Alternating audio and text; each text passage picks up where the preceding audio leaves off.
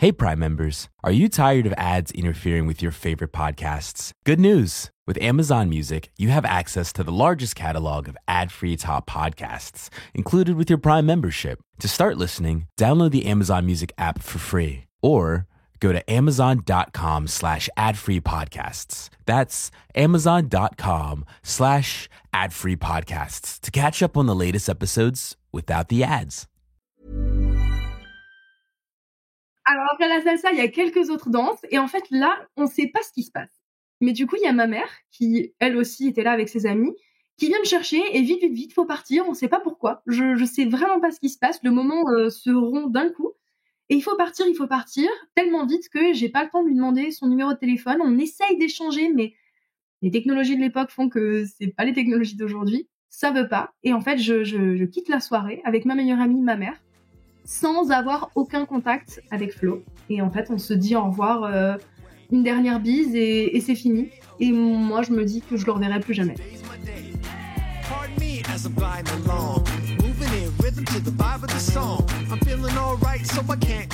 Je suis MC, la rebelle en tutu, et tu écoutes Crush, le podcast qui explore la magie des premiers jours des histoires d'amour. Chaque mardi, je reçois à mon micro un ou une invitée qui me raconte à cœur ouvert une rencontre qui l'a intensément marquée pour un jour, une nuit, quelques années ou toute une vie. J'espère que ces témoignages seront pour toi une source d'inspiration pour comprendre et vivre mieux tes émotions amoureuses. Si tu veux découvrir l'actu et les coulisses du podcast, si tu veux t'inspirer, partager et échanger sur l'amour et les rencontres, rendez-vous sur Instagram et sur la chaîne YouTube @Crush le podcast. Je suis confortablement installée aujourd'hui avec Marie, en visio depuis la Bourgogne. Salut Marie, comment vas-tu ? Salut, ça va super. Retour du ski et sortie d'une grippe. Ok, très bien, donc tu es en forme. Exact. Marie, tu m'as écrit, il y a quelques mois déjà, pour me parler d'une histoire qui fait des claquettes, si j'ose dire.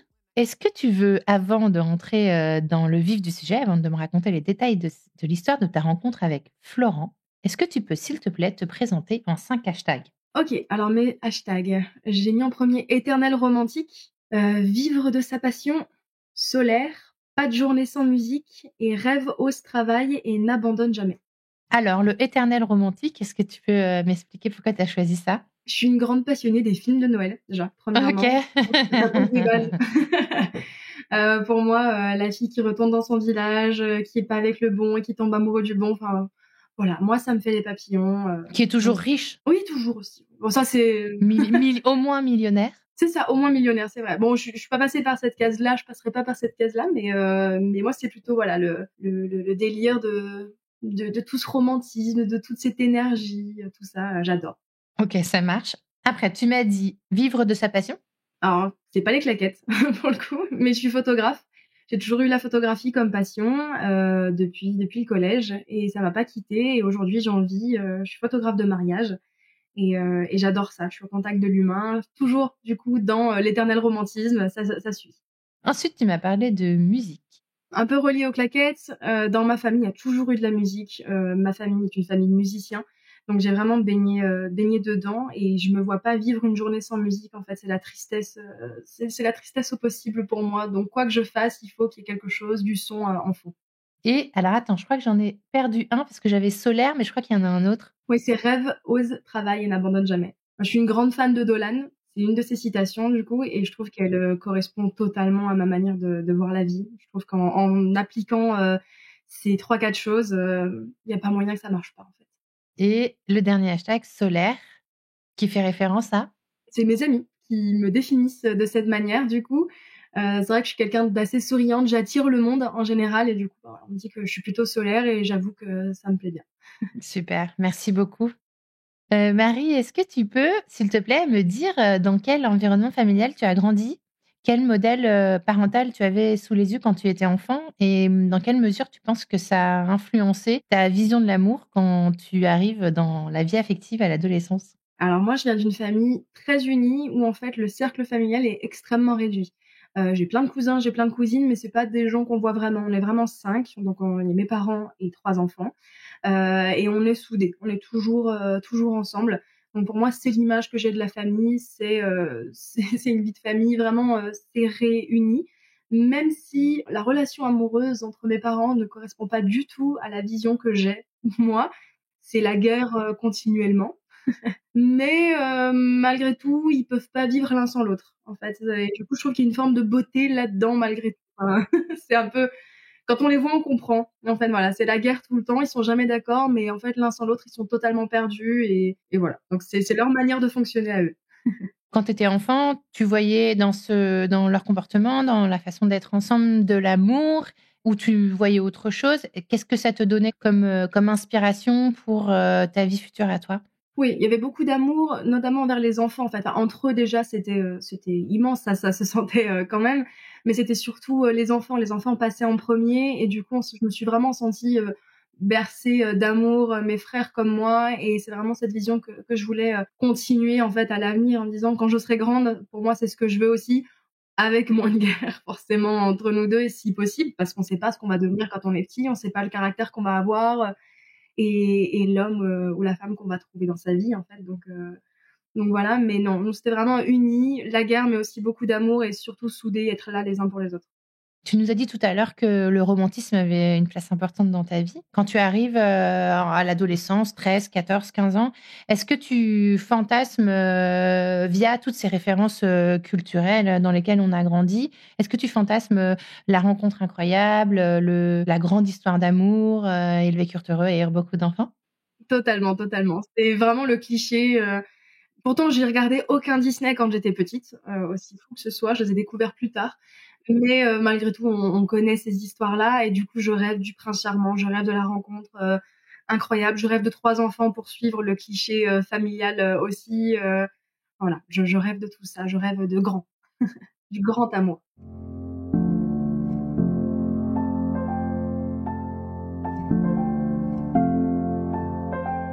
Alors les claquettes, j'ai découvert ça quand j'avais 8 ans parce que ma maman en avait fait plus jeune.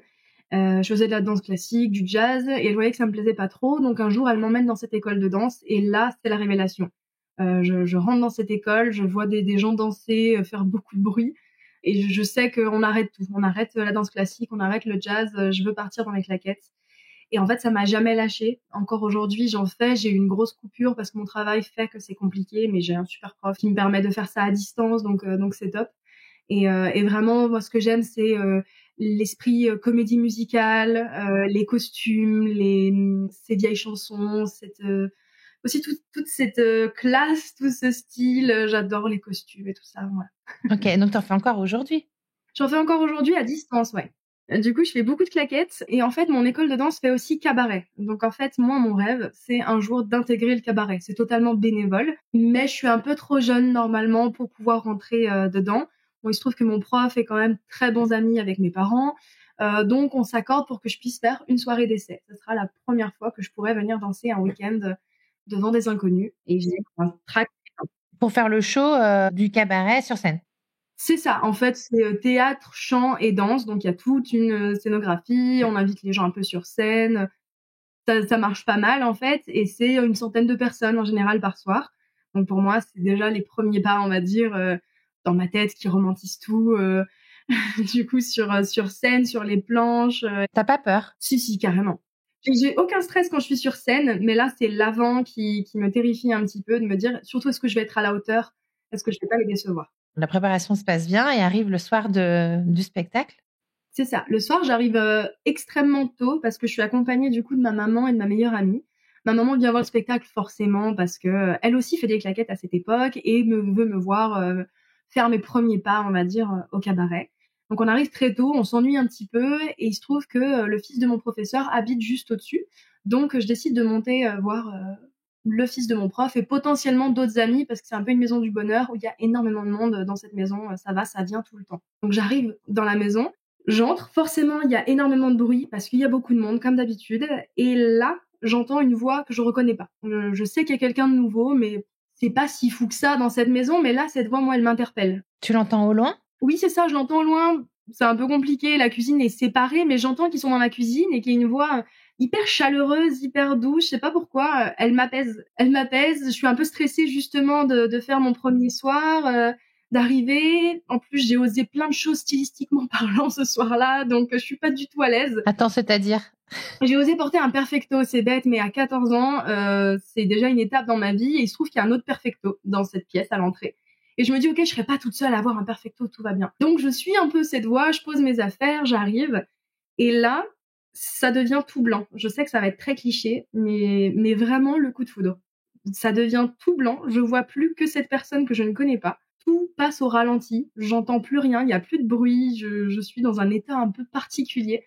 Et je sais que cette personne en face de moi, pour l'instant je connais pas son prénom, me regarde avec autant d'intensité que je le regarde. Je pense qu'on doit paraître pour deux fous à ce moment-là, parce que vraiment on est plongé dans le regard l'un de l'autre. C'est inexplicable en fait. Est-ce que tu peux me décrire ce que tu vois? Je vois un homme magnifique, un jeune homme magnifique. Vraiment tout m'attire chez lui. J'ai qu'une envie en fait, bizarrement. À 14 ans, encore une fois, ça m'est jamais arrivé, mais j'ai envie de lui faire un câlin. J'ai envie de le toucher, j'ai envie de sentir sa peau, de sentir son parfum. C'est assez indescriptible. Il est grand, il fait 1m90. Il est fin, il a les cheveux bouclés. Moi, j'adore les cheveux bouclés. Il est brun avec des yeux bien bleus. Donc là, le temps s'arrête. On est dans The Big Fish, quoi. Exactement. Connexion un peu surréaliste, ou je sais pas comment dire. Astral. Est-ce que les mouvements vont reprendre autour de toi à un moment, ou combien de temps? Enfin, qu'est-ce qui va se passer? Moi, j'ai l'impression que ça dure 30 minutes, mais à la fois 3 secondes. Et en fait, je sens une main sur l'épaule d'un ami qui se retourne pour justement continuer les bonjours, de saluer tout le monde. Et en fait, là, c'est le moment où, du coup, il craque, en fait. Et j'ai mon cœur qui craque, en fait. Je me dis non, j'avais pas envie que ce moment s'arrête. C'est quelque chose de vraiment très bizarre, avec beaucoup d'émotions, en fait. Je comprends pas pourquoi je ressens tout ça pour cette personne que je connais pas. Donc, je fais la bise à tout le monde, jusqu'à ce que je fasse la bise à ce fameux Florent. Je lui fais la bise, et là, je profite de tout. Je ralentis un peu mes bisous pour sentir son parfum, sentir le contact de sa peau, pour m'imprégner. Et du coup, on dit bonjour à tout le monde, il y a beaucoup de monde, et j'ai envie d'en savoir plus, j'ai envie de savoir qui il est, qu'est-ce qu'il fait là, et pourquoi je l'ai jamais vu avant. Qu'est-ce que tu vas faire? Est-ce que tu vas pouvoir aller contre le mouvement de la foule, ou enfin de tous les gens qui t'entourent, ou est-ce que tu vas pouvoir rester en connexion avec lui? Alors du coup, ça va vite revenir, parce qu'en fait, il se trouve que mes amis organisent un tournage. C'est un court-métrage, on est dans le monde du cinéma un petit peu, c'est les débuts. Et c'est un tournage de zombies. Et il va falloir préparer les acteurs. Donc forcément, c'est budget zéro. Et on nous demande, à ma meilleure amie et à moi, de justement préparer Florent. Donc forcément, je me jette dessus. Tu veux dire qu'en parallèle du spectacle qui se C'est ça. prépare, il y a un tournage de zombies? Exactement. Il y a toujours plein d'événements dans cette maison. Que ce soit de la musique, que ce soit justement la création d'un nouveau gala, du cinéma, de la photo. Il y a beaucoup de choses. Et à ce moment-là, voilà, on a 1 heure pour tourner avant le début du repas, où on va devoir aller danser. Donc, en fait, on en profite justement pour tourner une scène ou deux avant de descendre. Et là, du coup, il faut que je transforme Florent en zombie. Donc, on me donne de la peinture, du faux sang, je choisis les vêtements. Donc, je le mets dans un état pas possible. Donc, je lui mets un jean déchiré, je lui mets de la peinture blanche dans les cheveux, du sang qui dégouline des lèvres. Et malgré tout, je le trouve à tomber. Vous vous parlez naturellement? C'est maladroit? Comment ça se passe? On se parle hyper naturellement, mais je suis un petit peu sur la réserve, parce que ma meilleure amie a l'air pas mal sur lui aussi à ce moment-là, alors qu'elle a quelqu'un dans son viseur depuis des mois, qu'elle me saoule avec cette personne-là. Et là, elle a l'air un petit peu sur lui. Du coup, moi, je sens que ça se passe super bien avec Flo, mais j'ai des doutes sur le fait de peut-être qu'il est comme ça en général, parce qu'il a l'air de bien parler aussi avec ma meilleure amie. Donc, j'arrive pas trop à cerner la chose, et puis c'est un peu la première fois pour moi aussi. Donc, Lui, il a ton âge? lui, il a 18 ans et moi, j'ai 14 ans à l'époque. 4 ans de différence à cette époque-là, c'est beaucoup, non? À cette époque, c'est énorme. Lui, il est majeur, il a le droit de faire ce qu'il veut, alors que moi, j'ai 14 ans, je suis sous la responsabilité de mes parents, et je m'imagine pas avec quelqu'un d'aussi âgé, mais à ce moment-là, je ne connais pas son âge. Pour l'instant, j'imagine qu'il doit avoir à peu près l'âge de mes potes qui, justement, ont 18 ans, mais je l'imagine un peu plus jeune quand même, je pense, pour me rassurer et me dire qu'on n'est pas si loin de ça. Ouais, ok. Tu le déguises, enfin tu le pomponnes. C'est ça, je le pomponne, il se met à tourner, mais moi je dois descendre me préparer justement, parce que j'ai mes costumes à enfiler pour le gala, pour le cabaret qui va démarrer. Donc je dois me maquiller, me coiffer, m'habiller moi aussi. Et donc je le laisse aux mains de ma meilleure amie pas totalement sereine. Je les laisse eux tourner en haut et moi je vais me préparer. Et là vient un moment un peu rigolo, c'est qu'en fait on a plein de costumes qu'on se partage. Moi, étant donné que c'était ma première soirée, normalement j'ai pas le droit de choisir mes costumes. Et il y en a qui sont absolument magnifiques, mais il y en a aussi qui sont absolument ignobles. Et du coup, je me suis un peu battue pour avoir le plus joli des costumes, pour être à mon avantage et essayer de marquer quelques points supplémentaires. C'était quoi cette tenue? Alors imagine un tube violet avec un boa en haut et un boa au pied. Magnifique. Bah parfait. Voilà, moi ça, non. Voilà, si je peux m'en passer. Et celle que tu mets, c'est quoi? Celle que je mets, c'est une robe assez proche du corps, blanc nacré, avec justement des petites paillettes. Elle me met hyper en valeur. Au niveau des cuisses, elle tombe parfaitement. Vraiment, je me sens trop bien dans cette robe et je l'ai portée l'année d'avant justement au gala et j'avais adoré cette robe, donc je me sens hyper en confiance dedans. Arrive le moment où je dois monter sur scène et moi qui ne stresse jamais normalement, là c'est patatras. Enfin, y a rien qui va parce que je sais pas s'il est là. J'ai l'impression de voir une silhouette au fond de la salle. J'arrive pas à savoir si c'est lui parce qu'en fait on a les projecteurs en plein dans les yeux, donc je vois les premiers rangs mais ça s'arrête là. Je connais mon ballet, y a pas de souci. Donc pendant 2 minutes, on va dire, c'est le trac total. J'ai un peu du mal à sourire, je suis hyper figée et ça me ressemble pas parce que moi c'est vraiment une passion qui me suit depuis des années. Et en fait, j'arrive un peu à reprendre le dessus. Et je me dis allez, en fait t'es en train de vivre ton rêve. On va oublier un peu le côté de tout ce qui vient de se passer, même si c'est un peu dur de mettre ça de côté. Mais je me dis ça y est, t'es sur les planches, c'est le cabaret, c'est ce que t'as toujours voulu. Donc vas-y, souris, profite, fais ce que t'as à faire. En fait, ça se passe super bien. Et vient un moment où j'arrive à distinguer Flo au fond de la salle, donc la silhouette, c'était bien lui. Ça te fout pas les jetons qu'il soit là? Une pression supplémentaire? Non, c'est plutôt ma meilleure amie à côté de lui qui arrête pas de lui parler pendant le spectacle, qui me saoule au possible, en fait. Je les vois tous les deux. Lui, il a l'air hyper concentré sur le spectacle.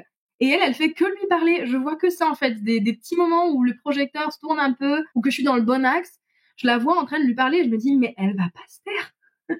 T'as toujours peur qu'elle tente un truc avec lui? Totalement, parce que là, ça fait 1h30 qu'ils sont tous les deux. Elle est plus âgée que moi, déjà, elle a 2 ans de plus. Donc, je me dis, elle a plus de possibilités. C'est bête, mais en fait, je me mets plein de barrières toute seule. Je me dis, voilà, j'ai 14 ans, je sais pas quel âge il a, j'ai l'impression qu'il est plus âgé. Du coup, il a rien à faire avec une gamine comme moi, mais je sens que j'ai besoin de rentrer dans la bataille, en fait. Il faut que j'y aille parce qu'il y a vraiment quelque chose qui se joue à ce moment-là. Le spectacle se termine et en fait, le cabaret devient un peu boîte de nuit. Donc, on invite tout le monde à venir danser sur la scène et nous aussi, on doit danser pour justement mettre l'ambiance. Donc, Flo finit par monter sur la scène avec nous. On danse un petit peu tous ensemble.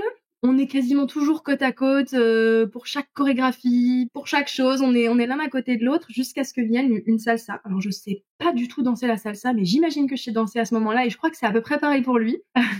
Parce qu'en fait, il m'attrape, il met sa main dans mon dos. Les frissons, les papillons, tout ça. Et du coup, on se met à danser une salsa. Alors, je sais pas ce que ça donnait de l'extérieur, mais pour nous, c'était super. C'était la plus belle des salsas. J'imagine. Okay. Et en fait, on discute. Donc, la salsa doit durer 2-3 minutes. Et là, vraiment, c'est le premier moment où on est que tous les deux. Et où on échange l'un avec l'autre. Donc, il me dit qu'il a 18 ans.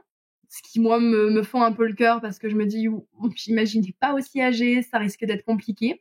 Il me demande mon âge, donc je lui dis 15, pas 14. Bizarrement, dans ma tête, ça change tout. Et en fait, il doit voir à mon regard que ça me perturbe, ce 15 ans, 18 ans.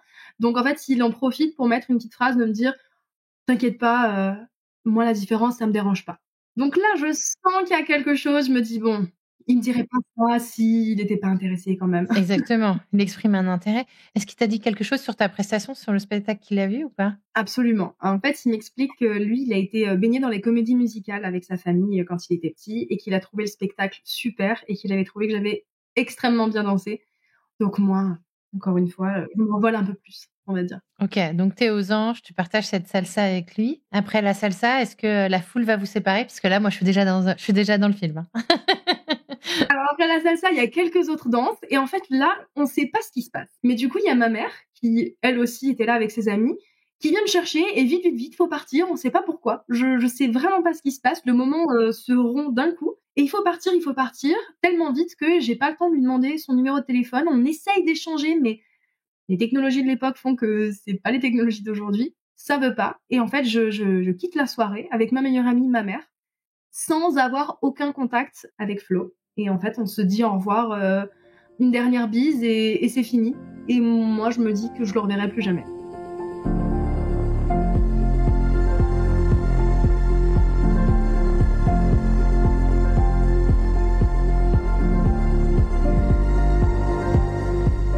T'as pas du tout ses coordonnées?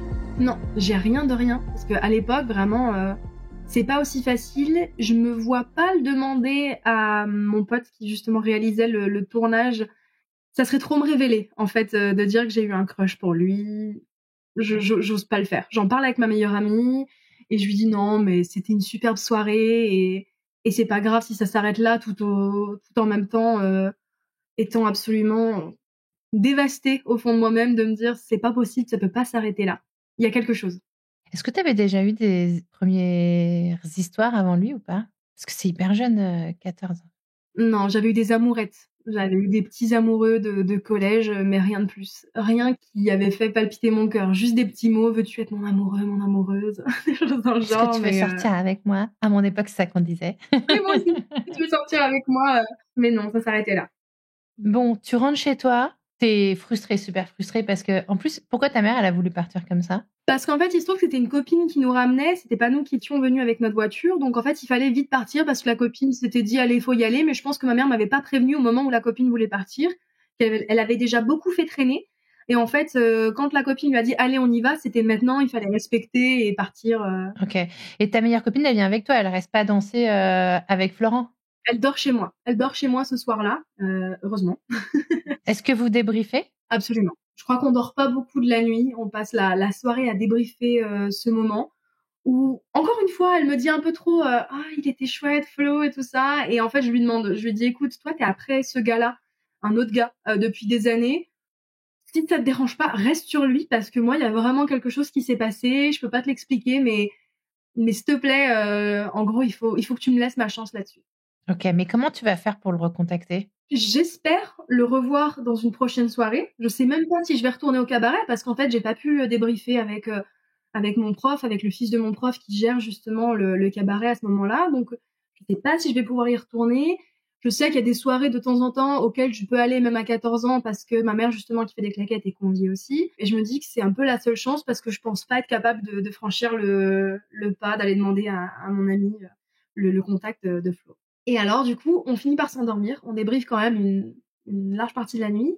Et on finit par s'endormir. Et le lendemain matin, au réveil, le lendemain à mon réveil, à 7h30, j'ai un message de Flo qui me dit, en plus avec les mots parfaits, selon moi, qui me dit qu'il a adoré la soirée qu'on a passée hier tous les deux, qu'il espère que ça le dérange pas, qu'il ait demandé mon numéro à Stevie, notre ami en commun, et que si ça me dérange, il supprimera mon numéro et il me recontactera plus jamais. Et en fait, pour moi, c'était les mots parfaits. Je trouve ça d'une galanterie énorme. J'ai les papillons, mais plus dans le ventre, là, c'est dans le cœur. Cette fois, c'est sûr et certaine. C'est lui. Je peux pas dire pourquoi, mais je sais que c'est lui. Le message est absolument parfait. Alors, je saute de joie, je saute sur mon lit avec ma meilleure amie parce que elle a lâché l'affaire pendant la nuit, visiblement. Et le message fait que confirmer que bah, c'était plutôt vers moi qui gravitait et pas vers mon ami. Et là, bah, là, c'est la joie suprême. Tu lui réponds quoi? Je lui réponds à un message, oui, avec 50 i, je pense. Donc grillé tout de suite, je pense sur mes émotions. Je lui dis: «Oui, oui, oui, c'était absolument super. J'aimerais beaucoup qu'on se revoie, aussi». Parce qu'il me propose qu'on se revoie rapidement. Donc je lui dis que j'aimerais beaucoup qu'on se revoie et on se cale un verre à boire. Donc moi, il faut savoir que c'est mon premier verre à boire. Donc il me propose un après-midi, une semaine après, ce fameux jour. L'attente terrible, comment je vais m'habiller? Comment ça va se passer? Est-ce que je le dis à mes parents que je vais boire un coup en ville, avec un garçon? Même si ma mère l'avait un petit peu senti parce que toute la soirée, elle me disait: «Ah, il était mignon, hein, ce Flo, hein, il est mignon ce Flo, hein». Mais voilà, donc qu'est-ce que je vais mettre? Comment ça va se passer? Je prends mon courage à 2 mains et j'arrive pour boire mon premier verre avec Flo et là, le moment de gênance absolue parce qu'en fait, on a l'impression que tous les 2 on veut s'embrasser et en même temps se faire un câlin, on sait pas trop ce qui se passe. Donc on finit par s'enlacer avec un petit moment de flottement de qu'est-ce qui vient de se passer? Mais ça va, ça continue, on parle, on parle. Alors moi, je suis une vraie pipelette, donc c'est pas compliqué. Lui aussi, ça a l'air en tout cas.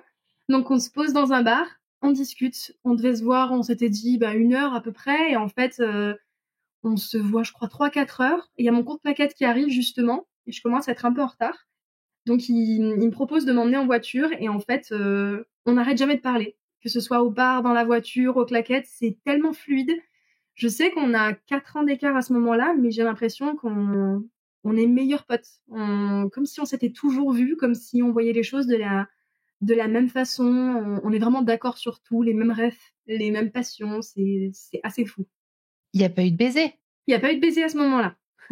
Tu vas à ton cours de claquettes, il te dépose et il s'en va? C'est ça. Non, il reste un petit peu. En fait, il me dépose au cours de claquettes, mais il reste sur le parking. Il veut pas trop, je pense, m'embêter, me poser problème, en fait, parce que dès que j'arrive, mon prof de claquettes, le fils de mon prof de claquettes, tout le monde me dit alors Flo, avec des regards hyper appuyés. Alors moi je flush, j'ai les joues d'un rouge absolument pas possible. Et j'essaye de démentir tout ça parce qu'ils sont assez proches de ma famille. Donc en fait, je me dis que si je leur dis oui, dans l'heure, mes parents sont au courant. Et je sais pas si j'ai envie de ça tout de suite. Donc j'essaye de démentir, mais ça marche pas trop, surtout qu'il est sur le parking, qu'il le voit à travers la fenêtre, donc il lui demande de rentrer. Il arrive et finalement mon père vient me chercher, le cours se termine, mon père vient me chercher et il croise Flo, que je présente comme un ami. C'est un ami, je le présente comme un ami et il y a plein de regards hyper appuyés de la part de mon prof, du fils de mon prof, de Steve. Gênance. Gênance absolue. Gênance. Mon père qui me regarde avec des drôles de regards de qu'est-ce qui se passe et moi je lui dis mais je sais pas ce qu'ils ont aujourd'hui, hein, c'est un pote, on s'est rencontrés, maman le connaît, voilà. Donc on rentre, Flo part aussi à ce moment-là, sans pouvoir clôturer encore une fois ce moment. Il n'y a jamais de clôture en fait, c'est un peu, ça reste toujours en suspens. Donc on se réécrit parce qu'il y a la fête de la musique quelques jours après. Et on s'écrit pour savoir ce qu'on va faire. Donc lui, il va justement sortir avec mes potes des claquettes, avec Stevie et tout ça. Et moi, je vais sortir avec mes amis parce qu'on habite en plein centre-ville et que mes parents me laissent sortir à 14 ans pour la soirée avec mes amis. Et en fait, on va faire que se croiser toute la soirée, avec nos potes séparément, Et c'est ce soir-là qu'il y aura le premier baiser, le soir de la fête de la musique. Ce sera notre moment à tous les deux. Ça sera chez mes parents. On aura laissé nos potes quelques minutes. Je sais pas où sont mes parents à ce moment-là, mais ils sont pas à la maison. Et ça va être un baiser vraiment tout tendre, tout merveilleux, comme dans les films, encore une fois. Mes lèvres qui touchent les siennes et j'ai l'impression que mes pieds touchent plus le sol. J'ai l'impression de flotter à 5 centimètres au-dessus du sol. C'est assez fou. Et encore une fois, on doit se séparer parce que nos potes nous attendent chacun de leur côté. Et on passe vraiment la soirée à faire ça, à se croiser, se recroiser. Jusqu'à ce que, encore une fois, ce fameux pote Stevie nous propose une soirée chez lui, de terminer la soirée par une soirée cinéma, parce que du coup, on peut transformer la salle de spectacle en cinéma géant. Donc, il nous propose d'aller se voir un film tous ensemble. Et forcément, je dis oui. Je sais que mes parents seront d'accord parce qu'ils connaissent extrêmement bien ce copain-là, qu'il n'y a pas de souci, que je pourrais dormir sur place ou être amenée à la maison derrière sans problème. Donc voilà, on y va. On arrive bien avant les amis qui avaient totalement compris ce qui se passait.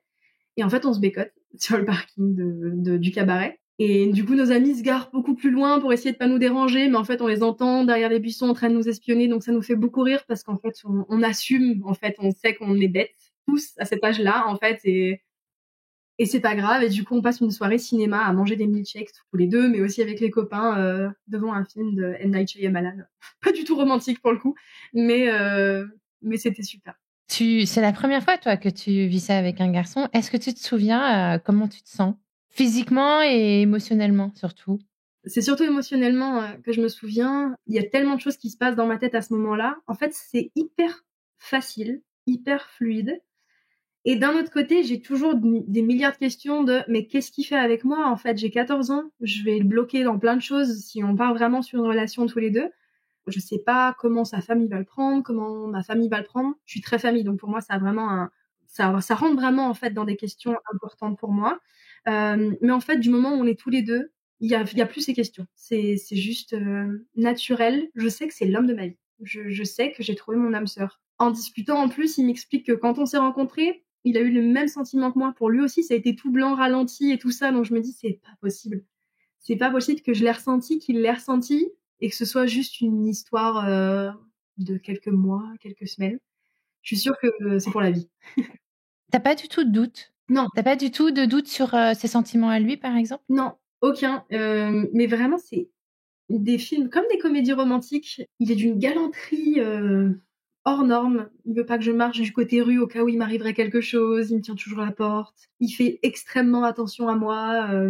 Je sens que que je passe devant tout pour lui, c'est assez dingue. Je pense pas que ça existe en fait à ce moment-là sur Terre, et en fait, je pense que c'est que dans les films, avec mes copines, en fait, on se monte la tête là-dessus de se dire ah le prince charmant. Mais en fait, si. Mais à ton avis, qu'est-ce qui s'est passé alors? Comment c'est possible, un truc pareil? Comment tu l'expliques, toi? Et là, la question, elle est un peu philo, quoi. Comment t'expliques que tu croises cette personne avec qui tu as un tel match, un tel feeling, une telle concordance, à ce moment-là, à 14 ans? Comment t'expliques ça? Mais c'est tellement dur en fait à répondre. J'ai l'impression vraiment, le mot âme sœur, mais qui nous aurait suivis. On va vraiment me prendre pour une niaise, mais c'est pas grave. Mais vraiment comme si on s'était suivis dans plusieurs vies. J'ai l'impression d'avoir toujours été connectée à lui, comme si en fait, quand on essaie, il y avait des âmes connectées. Il y a un film, je sais plus, avec Will Smith, je sais plus lequel, qui parle de ça en fait, et que quand les âmes sœurs se retrouvent, elles sont plus fortes.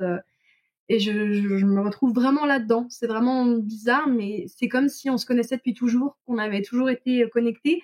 Limite à se dire, est-ce qu'on n'est pas frères et sœurs quand même? Parce que c'est étrange d'avoir un sentiment aussi intense. Si tu crois à l'âme sœur, est-ce que tu penses qu'on en a plusieurs ou est-ce qu'on en a qu'une? C'est toujours la grande question qui va avec la notion d'âme sœur, je crois. Moi, je pense qu'on en a qu'une. Mais ça veut pas dire que elle est forcément éternelle. Je pense que pour plein de raisons, en fait, elle peut s'arrêter. Et qu'il peut y avoir de très belles autres histoires d'amour derrière. Mais malgré tout, je pense qu'on en a qu'une. Et qu'il faut chérir le moment qu'on a, en fait, avec elle. Que ce soit une histoire de semaine, de mois, pour des raisons X ou Y, en fait, il faut vraiment chérir ça parce que ça nous fait nous sentir absolument merveilleuses.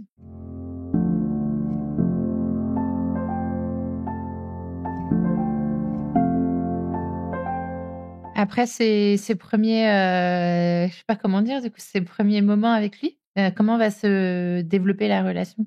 Bah déjà, c'est l'annonce à nos familles, qui est un peu folle, parce que moi, ma mère me dit t'attache pas, il restera pas avec toi. Merci maman. Merci, exactement. Merci maman, super. Parce que dans sa tête, j'ai 14 ans, il a 18 ans. Elle, sa jeunesse, c'était la folie suprême, où on sort tout le temps, on a envie de tout tester, de pas se fixer, de pas se poser. Donc en fait, elle a peur que lui veuille la même chose et qu'en fait, voilà, ça va l'intéresser quelques semaines et après ça s'arrêtera. Pour la mère de Flo, c'est pareil, c'est gros questionnement. Quand elle apprend mon âge, elle a peur. En fait, elle se dit ok, donc Flo, en fait, il a des responsabilités maintenant par rapport à Marie. S'il arrive quoi que ce soit, c'est pour lui. Donc ça met vraiment plein de questions dans la tête de nos parents, mais qui se résolvent assez facilement quand ils nous voient ensemble. En fait, ils savent qu'il y a un respect immense entre nous, que c'est pas une amourette. Ils le comprennent rapidement en fait. Donc ils nous laissent vivre notre amour librement. On fait vraiment ce qu'on veut. À partir de là, j'ai presque plus de limites. C'est-à-dire que j'ai le droit d'aller à n'importe quelle soirée du moment que Flo est là parce qu'il y a une confiance totale. J'ai le droit de sortir, j'ai le droit de découcher, j'ai le droit de faire tout ce que je veux parce qu'il y a une confiance énorme. Parce que nos parents le ressentent vraiment. Ils sentent que tous les deux, on est sérieux. On rigole pas. On sait qu'on est ensemble pour les bonnes raisons. Donc ça démarre comme ça. Lui termine le lycée, c'est grâce à lui que je vais avoir ma révélation de la photographie. Parce qu'il est en bac option cinéma et il réalise un court-métrage de bac et il me demande de faire les photos. Sachant que je faisais toujours des photos mais avec un téléphone à l'époque. Donc il me prête un appareil photo professionnel et deuxième révélation dans l'année, on me pose un appareil photo dans les mains, un vrai appareil, et là, révélation, je sais que c'est ça. Ça a toujours été un peu comme ça dans ma vie. Les claquettes, Flo, la photo, ça a été des moments où je pense que c'est mon côté, justement, encore une fois, hyper romantique, je fantasme un petit peu tout. Là, je pense qu'en fait, on me donne quelque chose, il se passe quelque chose en moi, je laisse vivre le moment, je profite de tout, je ressens tout, et là, voilà, on met un appareil, et je me dis, ça y est, c'est ça. Je m'inscris en CAP photo quelques semaines plus tard, et ce sera ma vie, du coup. Ouais, ce que je trouve fou dans ce que tu dis, dans les 3 moments, enfin tes 3 coups de cœur, coup de foudre, révélation. J'essaie de comprendre le mécanisme psychologique qu'il y a derrière ça parce qu'en fait, c'est quand même hyper pratique d'avoir des révélations comme ça pour prendre des décisions dans ta vie et en fait, je pense que ça vient beaucoup de la confiance que tu as en toi. Parce que tu peux avoir un coup de cœur pour un truc, mais de là à te dire: «OK, je sais que c'est ça» et y aller à fond. En effet, je pense que ça vient de la confiance et ça vient aussi du fait que je m'écoute énormément, de par ma confiance aussi. Donc je sais quand les choses vont pas, je sais quand je dois fuir, quand je dois rester et c'est vraiment dans ma poitrine, c'est vraiment en moi, je sens très fort des choses, je m'écoute et en fait je masque pas ça. J'essaye d'être connectée à moi-même un maximum et ça m'a toujours réussi.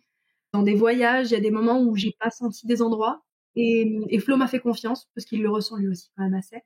Donc j'ai pas senti des endroits et on a accepté de perdre l'argent de la nuit qu'on avait payé pour changer d'endroit, pour te dire en fait à quel point je me sentais mal. Il part du coup en études de cinéma à Lyon pendant 3 ans. Du coup, on est séparés la semaine, on se retrouve les week-ends. Donc là, c'est 3 ans de train aller-retour où je vais le rejoindre pendant les vacances, ou je vais le rejoindre aussi pendant les week-ends. Donc encore une fois, je suis pas majeure. Je passe ma vie dans les trains, il passe sa vie dans les trains aussi, en voiture, pour qu'on passe un maximum de temps tous les deux. À mes 18 ans, on termine tous les deux nos études et on décide de partir voyager parce qu'on a besoin d'être encore plus tous les deux que ce qu'on est déjà. Encore plus ensemble. Oui, c'est ça. En fait, là, on adore notre famille, mais c'est trop. C'est trop, on a besoin de vivre que tous les deux. En fait, plus on est tous les deux et mieux on se sent. Ça peut paraître fou, il y a beaucoup d'amis qui ne le comprennent pas. Et du coup, ça a fait un tri dans les amis aussi. Qu'est-ce qu'ils comprennent pas? Ils comprennent pas le fait qu'on n'arrive pas à choisir. C'est-à-dire que c'est nous deux ou rien, en fait. Ça, on passera toujours en priorité. Tu veux dire en priorité par rapport aux autres ou par rapport à en individuel chacun? Par rapport aux autres. Par rapport aux autres. C'est-à-dire qu'on avait des meilleurs potes, on en a toujours aujourd'hui, mais pas forcément les mêmes, parce qu'en fait, on avait des meilleurs potes qui n'ont pas compris que maintenant, si on se voyait, c'était à 3, parce qu'on n'avait pas envie de vivre des moments solo. On avait envie d'être toujours tous les deux. Et c'est-à-dire que je pars passer un week-end chez mes parents toute seule parce que j'ai une obligation. Je me sens beaucoup moins bien. J'ai besoin de lui pour être à mon maximum, en fait, et inversement. On sent qu'ensemble, on a vraiment une énergie décuplée. On se sent vraiment bien. C'est vraiment notre maison, en fait. Peu importe où on soit, parce qu'on a beaucoup voyagé, on a été nomades pendant 5 ans. Du moment qu'on était rien que tous les deux, tout pouvait se passer, on savait qu'il y avait rien de mal qui pouvait nous arriver. Et toi, t'as jamais eu le besoin de, par exemple, de voir tes copines toutes seules? Non. Ou une soirée toute seule? Non, pas du tout. Des fois, j'ai des amis justement qui poussent un petit peu. En fait, déjà, je leur explique au départ parce que je me suis fait des nouvelles amies aussi. Donc, il faut toujours réexpliquer un petit peu notre couple parce que c'est pas forcément OK pour tout le monde. Donc, j'ai dû expliquer, de dire, moi, ça me dérange pas qu'on se voit. Par contre, Flo est bien. Parce que j'ai besoin de lui, j'ai envie de l'avoir avec moi, j'ai envie qu'il puisse vivre ces choses qu'on va vivre sur cette soirée ensemble, et pareil de son côté. Et aujourd'hui, ça se passe très bien, tous nos potes sont totalement OK là-dessus, et ça arrive quand même que je fasse des choses toute seule, mais je sais que ce serait 10 fois mieux s'il était avec moi. Moi, j'ai vraiment besoin de mes soirées entre copines. Ah, mais je comprends totalement, je respecte totalement, mais je sais que ouais, moi, je peux pas. Comment t'expliques ça? Vous êtes rencontrés hyper tôt, vous avez donc grandi ensemble. Donc, tu es devenue toi-même avec lui et lui est devenu lui-même avec toi. Comment t'expliques qu'aujourd'hui, ça te fait pas peur, tiens? Non, pas du tout. Et en fait, j'ai même beaucoup d'explications, en fait. C'est que je sais qu'on a justement, comme tu dis, grandi ensemble. Du coup, on s'est formés ensemble. Je vois beaucoup de couples qui se créent, en fait, sur les 35, 40 ans. Et en fait, c'est compliqué parce qu'on a tous pris des habitudes en solo, que là, en fait, nos habitudes, nous, on les a prises à deux, tout en se créant aussi notre propre caractère nous-mêmes, parce qu'on se pousse l'un et l'autre. On parle énormément. Ça, c'est mon côté à moi. Justement, dans le couple de mes parents, ce qui manquait, c'était la parole. En fait, j'ai compris rapidement que pourquoi ils étaient en guerre toute leur vie, c'est parce qu'ils ne parlaient pas. Donc, il y avait énormément de malentendus. Donc, en fait, avec Flo, on a toujours énormément parlé. On s'est du coup énormément soutenus et poussés l'un et l'autre. Et l'un des plus beaux commentaires qui me dit, c'est qu'en fait, il adore la femme que je suis devenue parce que j'ai mon propre caractère, j'ai mes propres idées qui sont pas forcément les mêmes. On n'est pas pareil, surtout avec Flo. Mais je sais que c'est en partie grâce à lui et aussi une bonne partie grâce à moi. Ça me fait pas du tout peur. Ça fait peur à mes amis. C'est ça qui est drôle, en fait, c'est que je vois, en fait, ce que je pourrais ressentir, on va dire d'une certaine manière. C'est que mes amis me parlent, me posent plein de questions en mode, mais t'es pas saoulée, t'as pas envie de moment à toi, mais est-ce que t'es pas sous emprise ou des choses dans le genre, hein. Il y a eu cette question, hein. Et en fait, pour moi, non, parce que ça coule de source, ça coule dans mes veines, et je veux dire, ça fait 16 ans qu'on est ensemble, et chaque fois que je le regarde, j'ai l'impression de tomber amoureuse comme au premier jour, et je sens que dans son regard, c'est pareil. Donc en fait, je me dis, ça sert à rien de s'encombrer avec des questions inutiles, alors que je sais au fond de moi, sans même aller chercher bien loin, que je pourrais pas être plus heureuse, en fait. Ouais, parce que moi, tu vois, j'ai changé de vision sur les couples qui se sont rencontrés hyper jeunes. Parce que moi, j'avais cette vision de, bah, effectivement, quand on se rencontre à 15, 16 ans et qu'à 35, 40, on est encore ensemble, Tu sais, il y a la question oui, mais vous avez rien vécu en dehors de vous-même, en fait. Tu as connu que elle, il a connu que toi. Et tu te dis, ils ont loupé un truc, ça ne va pas durer. À un moment, tu sais, le truc classique, c'est ça va péter. Tu C'est sais, ça. crise de la quarantaine, ça va péter, c'est sûr. Presque un peu jalousement, tu vois, genre, de toute façon, ça peut pas durer. Et moi, j'ai changé d'avis avec Crush, en fait, parce que il y a pas mal d'histoires comme ça qui ont commencé hyper tôt, où j'ai découvert un véritable équilibre, une compatibilité tellement forte qu'effectivement, les deux personnalités se sont construites l'une avec l'autre, mais que c'est pas un problème, que c'est pas un handicap en fait, et que au contraire, ça peut donner des ailes et que ça peut pousser vers le bonheur, notion de bonheur toujours entre guillemets. Mais donc moi, je faisais partie de ces gens-là. J'ai un regard beaucoup plus ouvert, je pense, sur cette question. Et alors du coup, aujourd'hui, Marie, ça fait 16 ans que vous êtes ensemble, c'est ça? C'est ça. Et tu dis que tu le regardes toujours avec les yeux du premier jour. Toujours avec... Et ça me surprend, par contre, parce que, comme on en parlait au début, je crois en une âme sœur, mais je sais qu'elle peut aussi s'interrompre, comme je te disais. Donc en fait, je garde ça dans un coin de ma tête de me dire, ce que je vis aujourd'hui, moi je vis le moment présent tout le temps. Mais je me dis, ce que je vis aujourd'hui, peut-être que dans 20 ans, ça sera plus. Parce qu'il y aura eu des choses dans notre parcours de vie, il y aura... on sait pas. Donc je profite vraiment de l'instant. Et quand je le vois, s'il rentrait là dans la chambre, je sais que j'aurais des papillons dans le ventre et que j'aurais les yeux qui pétillent de me dire, waouh, c'est l'homme qui partage ma vie. C'est grâce à lui, en partie, que je suis qui je suis aujourd'hui. Donc voilà, je me rends compte de la chance que j'ai de ressentir ça. C'est dû à quoi, tu crois? Parce que ça, quand même, t'es chanceuse. Chérie, moi aussi, à chaque fois que je te vois rentrer dans la chambre, j'ai les yeux qui pétillent. Mais comment tu fais ça? Il y a beaucoup d'efforts aussi. C'est-à-dire qu'on laisse pas endormir le couple. C'est-à-dire qu'on fait hyper attention à nous-mêmes. Déjà, on essaye de pas passer notre vie en pyjama, surtout vu notre travail, en fait. C'est-à-dire qu'on est photographe et vidéaste dans l'événementiel, dans le mariage. Donc, on travaille 6 mois de l'année assez intensément.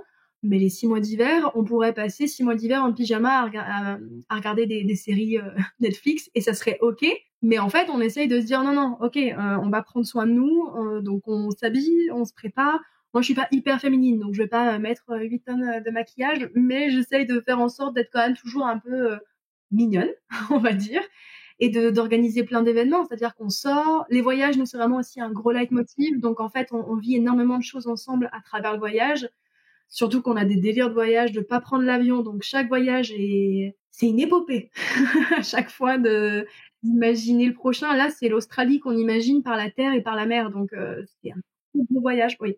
Un gros voyage. Combien de temps pour arriver en Australie sans prendre l'avion? Ah, on sait pas trop pour l'instant parce qu'avec toutes les guerres, malheureusement, il y a beaucoup de portes qui se ferment, en fait. Ouais, c'est sûr. On est un peu deg de se dire qu'il y a plein d'endroits qu'on n'aura pas pu voir ou qu'on verra dans peut-être des années avec un paysage totalement différent.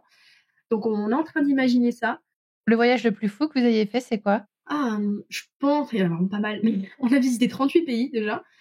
Et je pense que c'est l'Argentine en bus. On avait un contrat de mariage en fait au Brésil. Donc on a fait un mariage au Brésil. Pendant une soirée, je crois la veille du mariage, Flo montre une image du Perito Moreno, donc du glacier en fait au sud de l'Argentine. Et il me dit, ça te dirait d'aller le voir? Je dis oui. Et il bookait les billets de bus le soir même. Et en fait, on a fait 128 heures de bus à partir du Brésil pour aller voir le Perito Moreno en passant par des paysages absolument incroyables et en rencontrant des personnes folles. C'est trop bien. Avant de nous quitter, Marie, est-ce que tu as un petit retour d'expérience ou conseil ou tips que tu as envie de donner aux auditeurs, quelle que soit leur situation amoureuse aujourd'hui, pour qu'ils prennent soin de leurs émotions? Il y a 2 choses, je pense que c'est s'écouter déjà, soit avant quoi que ce soit. Si on est en couple ou célibataire, faut vraiment réussir à se connecter à son soi intérieur en fait pour prendre les bonnes décisions ou au moins essayer de pas prendre les mauvaises. Ça c'est la chose pour moi la plus importante et ensuite c'est parler quand on est en couple. Vraiment je sais que ça change tout.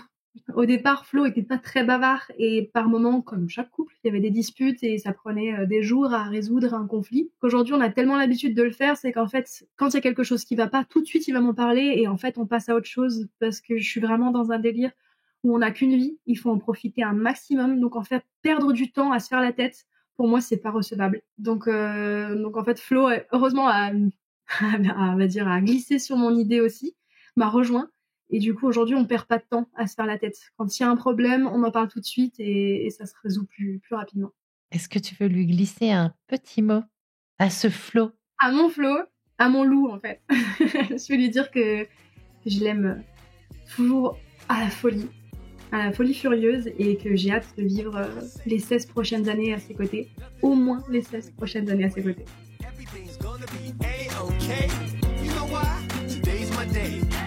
Merci d'avoir écouté cet épisode. Je compte sur toi pour aller mettre 5 étoiles et un commentaire sur ta plateforme d'écoute favorite, notamment Apple Podcast. Ça prend littéralement 30 secondes et c'est crucial pour soutenir mon travail complètement indépendant. Si tu veux venir à mon micro, tu peux m'écrire sur crush.lepodcast@gmail.com, et si tu veux me soutenir financièrement, clique sur le lien Patreon dans le descriptif de cet épisode. Mille merci pour ton écoute et à la semaine prochaine pour un nouveau Crush.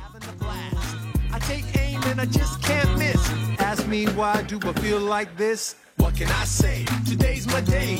Nothing in the world's gonna get in the way. Everything's gonna be A-okay.